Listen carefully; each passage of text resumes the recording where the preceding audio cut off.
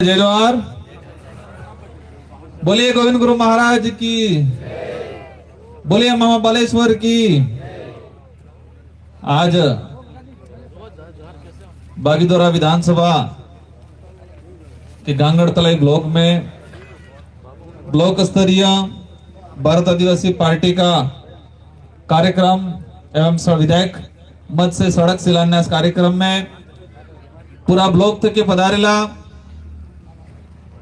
पंडाल में विराजमान बड़े बुजुर्ग, माताएं, बहने, युवा साथी और मंच पे यहाँ हमारे जो महापुरुष हैं, जिन महापुरुषों ने इस देश को आजाद कराने में आदिवासी, दलित, पिछड़ा, गरीब समुदाय को अधिकार दिलाने में अपना योगदान दिया और शहादत प्राप्त की, उन महापुरुषों को नमन।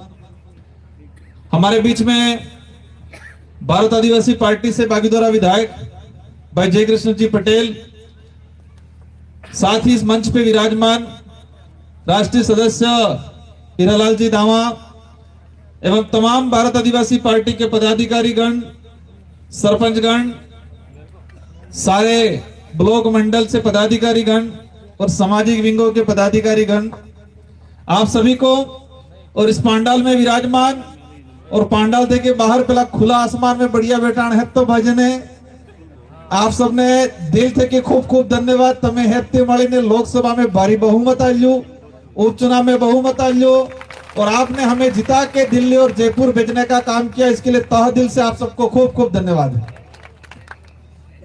आज बार जो तस्वीर आई थी हमारी, ये अपने जी भाई है अणे बाजी हाथ की पूरी पेंटिंग की थी, कलर लेने और कलर लेके हाथ से पेंटिंग की। एक कैमरा था कि खिसलो फोटो पसे कड़ाई लाभ जो नहीं है, उस भाई ने हाथ से बनाया है एज इट इज, मतलब कहे कि सेम मार हर कुछ फोटो एज इट इज उन्होंने हाथ से बनाया है। तो इस क्षेत्र के अंदर, इस इलाके के अंदर, इस समुदाय के अंदर प्रतिभाओं की कमी नहीं है, बस अवसर और उनको तराशने की जरूरत है। और इस विचारधारा के बाद यहाँ के युवाओं में मानसिक विकास बेहतर तरीके से हुआ। पहले मत तो कणे कह दी तू क्या दाड़ो ने रातर है तो हाँ रातर है, आ रातर ने दाड़ो है तो हाँ दाड़ो है। लेकिन आ विचारधारा बाद सही गलत को समझने लगे और सवाल करने लगे। तमें एक जुजुएगा, अन्य पार्टी के लोग कहते हैं कि युवा बिगड़ गया है, उनके युवा भटक गया है, मन का हमस्ता नहीं, मन का अवड़े वाटे सदर जिम के। मैंने एक चीज देखी, उस युवा साथी को, जो युवा साथी कह रहा है कि संवैधानिक आरक्षण हमारा इतना था, आपने इतना बेच दिया, इतना हमें अन्याय हुआ है। जो युवा साथी कह रहा है कि जिस जमीन पे हमारे बाप दादा रह रहे हैं, हमारे पास कागजी अधिकार नहीं है, लेकिन वो जमीन हमारे बाप दादा 40-50 साल से रह रहे हैं, उसका मालिकाना हक मिलना चाहिए। वो युवा ये सवाल कर रहा है तो वो क्या कह रहे हैं, ये भटक गया है। जो युवा स्कूलों के अंदर कमरे नहीं है, बच्चों को पढ़ाने के लिए टीचर नहीं है, उसका सवाल कर रहा है सोशल मीडिया पे, तो दिया नेताओं के बीजा युवा भटक गया है। जो युवा अगर पुलिस प्रशासन तानाशाही करता है, आपसे लूट खसोट करता है, ये तो बिगड़ गया है। युवा सवाल कर रहा है कि आपने स्कूलें खोली लेकिन कमरे नहीं बनाए, टीचर नहीं है, कॉलेज दूर है, कॉलेज है तो टीचर व्याख्याता नहीं है, बीए बीएड करीने घेर बैठाई, सरकार भर्ती काटती है और भर्ती काटे तो पेपर लीक थाई जाए। तब युवा सवाल कर रहा है तो वो कहीं आ भटकी गया है। और उनकी नजर में सही कौन सा बताए, जो हां में हां मिला रहा है। जो व्यक्ति हां में हां मिला रहा है, हां बराबर है हम कहीं। जिस व्यक्ति ने हां में हां मिला दी, और कांग्रेस बीजेपी की झंडी लेके हाँ ठीक है तुम आरक्षण बेचो हम तुम्हारे साथ एम कह दी दू तो ये आदमी हो आ बराबर है मुझे। आज जिस तरह से यहाँ स्थिति बनी हुई है, ये पूरा हमारा आदिवासी बाहुल्य क्षेत्र उदयपुर संभाग और उदयपुर संभाग राजस्थान के अंदर सबसे पिछड़ा हुआ इलाका है। आज कुपोषण मामले में मतलब कमजोर, शारीरिक रूप से कमजोर राजस्थान के अंदर देखा जाए तो इसी डूंगरपुर, बांसवाड़ा, प्रतापगढ़, सिरोही ये आदिवासी इलाका ही शारीरिक रूप से मतलब कुपोषित इलाका, एनीमिया के रूप में जाना जाता है हमारा इलाका। शिक्षा की कमी, साक्षरता दर पूरे राजस्थान में हमारे इलाके में सबसे कम, बेरोजगारों की संख्या हमारे इलाके में ज्यादा, शिशु मृत्यु दर, जो मां गर्भधारण के जो गर्भवती महिला हैं या डिलीवरी के दौरान बच्चे अधिकतर मरने का रेशो सबसे ज्यादा हमारे इलाके में हो रहा है। सबसे ज्यादा पलायन यहां से गुजरात मजदूरी के लिए हो रहा है, राजस्थान का सबसे ज्यादा पलायन तो आदिवासी इलाके का। ये क्यों? क्योंकि इस इलाके के अंदर सरकार कोई भी रही हो, राजस्थान में केंद्र में इन्होंने आदिवासी इलाके की ओर ध्यान नहीं दिया। आज हॉस्पिटलों में हालत खराब है, इलाज के लिए जाते इलाज नहीं मिल रहा है, डॉक्टर नहीं मिल रहा है, दवाई नहीं मिल रही है। स्कूल में जा रहे हैं बच्चे, टीचर नहीं मिल रहा है, टीचर मिल रहा है तो कमरा नहीं मिल रहा है। और कंपटीशन बड़ा, हमारे साथी मजदूरी करें। आज हालात ऐसे बना रखे, पेपर देके बच्चा जयपुर थे कि 11वें आना पहले खबर पड़े पेपर थे आउट थी गई। पेपर आउट ने नाम थे कि बीजेपी सरकार सत्ता में आप जी। और एक चीज तुम्हें ध्यान में राखवानो, पिछले सरपंच साहब गीत गाता था वे मोरे एक कार्यक्रम में कि पेपर वीसी ने खाई गया। जो टीचर फर्जी तरीके से टीचर बन के आएगा क्या वो बच्चों को पढ़ाएगा? जो पुलिस अधिकारी पेपर खरीद के नौकरी लग जाएगा क्या वो जनता की सेवा करेगा? जी डॉक्टर कार्य बणियों डिग्री फर्जी लाविन डॉक्टर बनी आवी जाएगा क्या लोगों ने इलाज करेगा? तो इन सरकारों ने लाइब्रेरी भर्ती में फर्जीवाड़ा करवाया, रीट भर्ती में फर्जीवाड़ा करवाया, एसआई भर्ती में भी फर्जीवाड़ा करवाया। और जो हमारे यहाँ पे एक दो बच्चियां एसआई बनी, गरीब परिवार से रात दिन मेहनत करके बेचारे उन पे संकट आने की नौबत हुई। हर भर्ती में सरकार कांग्रेस की हो या बीजेपी की हो, सरकार सत्ता बदलती है, व्यवस्था नहीं बदल रही है। जो चोरी करने वाले व्यक्ति कांग्रेस उतरण कांग्रेस में रहेगा, पसे बीजेपी अब तुम बीजेपी में जाता रही, पासी कांग्रेस अब तुम पासी कांग्रेस में जाता रहेगा। यही स्थिति की वजह से हमारे इलाके के अंदर कई बेरोजगार युवा रात दिन मेहनत करने के बावजूद नौकरी नहीं लगे, ओवरएज होने आगे बेचारे बीए बीएड डिग्री धारी लड़कों को आज नरेगा में या गुजरात मजदूरी के लिए जाना पड़ रहा है। नरेगा भी थी, रोजगार गारंटी यानी बंद कर दी थी। मेरी दिशा की बैठक डूंगरपुर लड़ाई था जितने में जुजुएगा, एक सांसद था तभी जुजुएगा। मेरी उम्र 32 साल और वो 60 साल के, पर जवानी पिलन आप जीती लागू।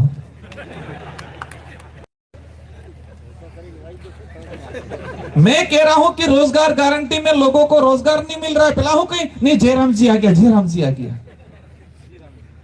मैं कह रहा हूं राजीविका में हमारी महिला जुड़ी हुई है, सीएलएफ बनी हुई है, उनके लिए भवन नहीं है। नहीं मोदी जी सबका कल्याण कर रहे हैं। मैं कलेक्टर अधिकारी को पूछ रहा हूं कि हॉस्पिटल में लोग जा रहे हैं उनका इलाज नहीं मिल रहा है, ना ये योजना में ये नहीं आता, मोदी जी सब कर रहे हैं, सब कर रहे हैं। मैं कह रहा हूं सड़कें टूटी हुई है उसका क्या होगा? नहीं स्कीम में नहीं आता है। और आपने देखा होगा, पता नहीं वो तो मेरे अंदर 70 साल का कैसे बुढ़ापा आ गया, मैं कुछ नहीं किया। मैंने रिएक्शन करके साइड में हट गया। बेफराने खाड़ काट दिया आदमी जी, लेकिन फिर भी मैं संयम करके मैं पीछे हट गया, क्योंकि आदिवासी परिवार और हमारे भारत आदिवासी पार्टी की विचारधारा ने सिखाया है कि बड़े बुजुर्गों का सम्मान करना है। ये बड़े बुजुर्ग हिसाब से कि रही गया क्या, इस मतलब कितना नुसेंस फैलाया। और मीडिया आज हम देख रहे हैं न्यायालय के अंदर यूजीसी को लेके फैसला आया, सुप्रीम कोर्ट के जज कह रहे हैं, ऐसा कमेंट कर रहे हैं कि नहीं तुम गलत दिशा में जा रहे हो। कमेटी को क्या, अरावली पहाड़ियों को खत्म करने, 100 मीटर से नीचे की जो पहाड़ी है उसको पहाड़ी नहीं मान रहे। सुप्रीम कोर्ट ने सरकार के कहने पे फैसला सुना दिया, अपने कागजात डोंगरम पड़ जाए ना, और सरकार कह रही है कि पहाड़ी नहीं, उसको खनन के लिए दे सकते हो।